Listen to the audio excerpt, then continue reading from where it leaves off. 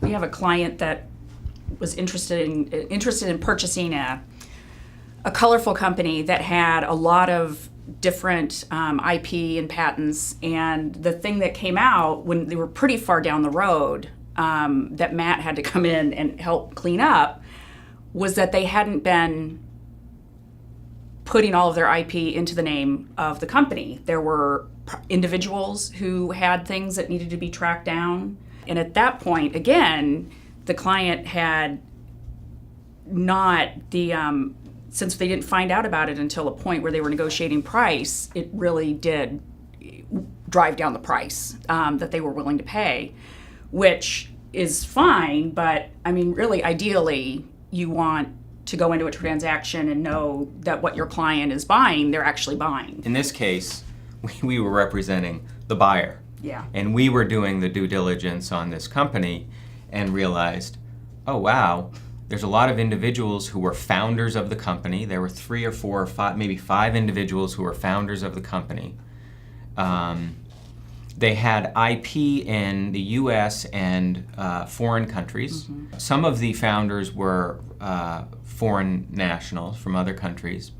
And it turned out that some of the patents and even the trademarks were owned in the name, as you said, were owned in the name of those individuals. The individuals never transferred their rights to the entity. We were telling our client who's buying this entity, well, the company actually doesn't right now own those patents. It doesn't own those trademarks. Mm-hmm. They need to get that cleaned up. As I said, we were representing the buyer, but again, probably lots of heartburn on the seller's side, and it did end up in significant write-downs in that deal. Yeah. One of the things that we would tell all of our clients right off the bat is you need the IP and any other thing that's valuable to the company to be in the name of the company. You've got to track the ownership to the entity. It shouldn't be housed outside in individual founders. If you're deciding to start a business, run a business, have a business, you need to treat it as a third party, as its own existing, breathing thing, and give it the right to ownership so that it's not an issue down the road.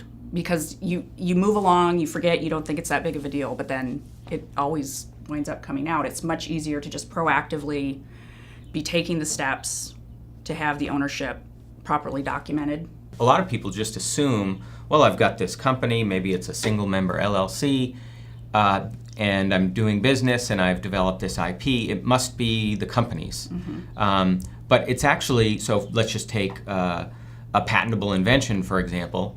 Unless and until the inventor, the human being who invented that invention, that patentable invention, assigns his or her rights to the entity, it stays with the inventor. Now, there might be some exceptions to that, but the same is generally true for a copyright protected work product. You got to get it into the entity by having a pretty simple agreement. That's another point. I think it's not complicated. It's very simple. It's just going through those steps and taking those steps to make sure you've got your house in order in terms of owning what you think you own.